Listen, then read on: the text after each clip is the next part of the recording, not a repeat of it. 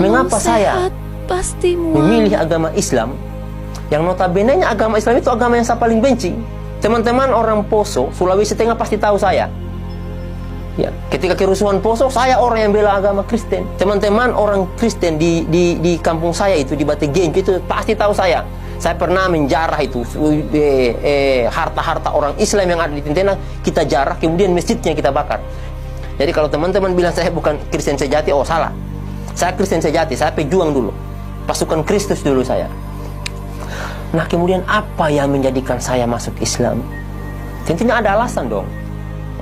Alasan saya tidak pernah belajar Al-Quran, teman-teman. Jujur saja, saya masuk Islam itu dulu hanya ingin mencoba 1, 2 tahun, 3 tahun, 4 tahun, sampai 5 tahun. Sehingga saya dulu kan pernah bersumpah dengan mertua saya dulu itu. Saya bilang sama mertua saya bersumpah, kalau seandainya 10 tahun masa keislaman saya tidak dapat kebenaran atau agama Islam ini bohong, maka Allah akan matikan saya. Tetapi jika agama Islam ini benar, maka Allah akan panjangkan umur saya dan saya akan wakafkan nyawa saya untuk mendakwakan Islam. Apa ayat yang saya dapat dalam Alkitab kemudian yang menggiring saya atau mengajak saya untuk masuk Islam? Saya jelaskan satu persatu. Saya belum pernah belajar Al-Quran loh. Ya, jadi saya masuk Islam modalnya ini. Ini saya masuk Islam demi Allah. Saya masuk Islam karena modal ini, modal Alkitab. Ketika saya belajar Islam itu, makanya kalau teman-teman mau, kosongkan dulu hati. Hatinya kita ini kita kosongkan. Ateis artinya, supaya kita bisa menerima Islam.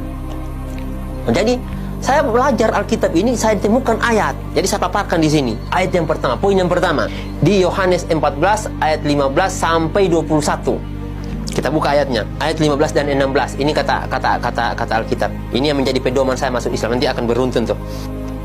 Jikalau kamu mengasihi aku, kata Yesus, kamu akan menuruti segala perintahku. Ini kata Yesus ini. Jika kamu mengasihi Yesus, makanya saya ingin mengasihi Yesus. Saya ingin sayang kepada Yesus. Makanya kata Yesus kepada umatnya, jika kamu mengasihi aku, kamu akan menuruti segala perintahku. Aku akan minta kepada Bapa, dan ia akan memberikan kepadamu seorang penolong yang lain, penolong yang lain, orang loh ini, orang yang Yesus maksud, supaya ia menyertai kamu selama-lamanya. Jadi kata Yesus, jika kamu mengasihi aku, kamu akan menuruti segala perintahku, dan aku akan meminta kepada Bapa, dan ia akan memberikan kepadamu seorang penolong yang lain supaya ia menyertai kamu selama-lamanya. Ini dalil yang pertama, seorang penolong. Oke, kita lihat siapa penolong itu. Nah, ini yang harus kita pahami dulu. Siapa penolong yang akan menolong kita selama-lamanya? Kita lihat pada kutipan ayat yang lain. Nah, ketika saya melihat, oh penolong ini, nah yang menubuatkan tentang kedatangan Yesus, ini yang perlu teman-teman ketahui ya. Kedatangan Nabi terakhir ini ada 2 orang yang nubuatkan tentang kedatangan Yesus dan Nabi Muhammad adalah Nabi Yesaya. Nah, kita buka kitab Yesaya. Saya cari itu di kitab Yesaya. Ternyata ada ucapan ilahi di tanah Arabia. Nah, ternyata Allah itu menurunkan firman-Nya di tanah Arab. Itu yang kedua. Setelah kita dapatkan orangnya, saya bilang, ini orang mana? Orang Arab. Nah, spesifikasinya lagi, orang Arab itu seperti apa? Dijelaskan tuh dalam Alkitab juga. Yesaya 29 ayat 12. Ini kata Alkitab. Dan apabila kitab ini diberikan kepada orang yang tidak dapat membaca dengan mengatakan, baik, bacalah ini, maka ia akan menjawab, aku tidak dapat membaca. Artinya, orang yang tidak dapat membaca itu adalah orang buta huruf.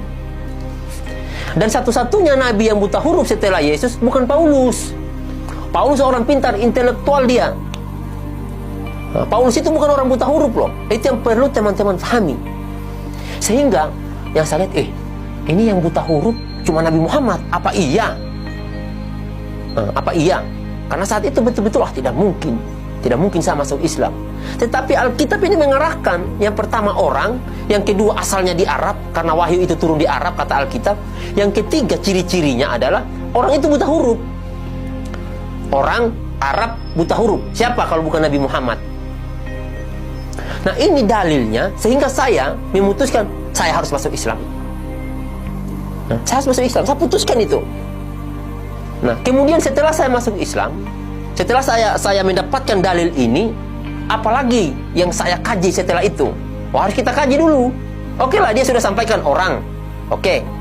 Kemudian orang Arab. Oke. Buta huruf. Oke, mari kita lihat. Apakah orang yang dimaksud ini bertentangan dengan Alkitab? Saya harus lihat dulu. Jangan-jangan nanti dia bertentangan dengan Alkitab. Oke. Saya tanya tuh sama teman saya tentang karakter daripada Nabi Muhammad. Ya. Saya lihat, apa sih ajaran Islam? Saya tanya sama teman, apa sih ajaran Islam? Saya belum baca Al-Quran. Saya tanya sama teman, apa sih apa namanya ini, ajaran yang dibawakan oleh Nabi Muhammad? Dijelaskanlah sama orang Islam. Wah, Masya Allah, ternyata Nabi Muhammad tidak satupun menantang apa yang dibawa oleh Yesus. Ingat teman-teman ya, tidak ada satupun syariat yang Yesus bawa, syariat ya, atau ajaran yang Yesus bawa ditantang oleh Nabi Muhammad. Justru Nabi Muhammad di dalam Al-Qur'annya itu, nanti akan saya jelaskan juga. Di dalam Al-Qur'an itu justru yang diceritakan oleh Al-Qur'an adalah tentang luar biasanya Nabi Isa. Ya. Di Alkitab tidak dijelaskan dulu, tidak dijelaskan. Justru yang memuliakan Yesus adalah Al-Qur'an, di mana Yesus disampaikan, dikatakan di situ ketika Bunda Maria hamil itu mengandung, makanannya datang dari surga loh. Itu kata Al-Quran, makanannya dari surga. Kemudian Yesus umur masih bayi, baru dilahirkan, kurang lebih 1-2 hari lah umur Yesus saat itu, dia berbicara, itu menunjukkan mujizat. Dan itu Al-Quran berkata, dimuliakan Yesus. Kemudian Yesus diangkat hidup-hidup oleh Allah. Betapa mulianya Yesus dalam Al-Quran. Tetapi di Alkitab Yesus dihinakan. Maka saya sampaikan, ini kok tidak masuk akal secara akal. Kalau kita mau bahas akal, ini kita berbicara tentang dalil. Ini kita berbicara tentang dalil. Saya berdebat tentang dalil. Kalau kita mau berdebat dengan akal, lebih parah lagi tuh. Lebih akan malu lagi umat Kristen. Ini kita berbicara tentang dalil. Makanya saya sampaikan, wah, ternyata Nabi Muhammad tidak menentang Yesus. Justru yang menentang Yesus si Paulus. Nah, itu yang perlu teman-teman ketahui. Sejak saat itu saya sampaikan ke istri, saya harus masuk Islam pada tanggal 5 Februari 2014. Saya sampaikan ke istri, tidak bisa, saya harus masuk Islam saat ini juga. Nah, teman-teman, itulah yang menjadikan saya itu memilih agama Islam.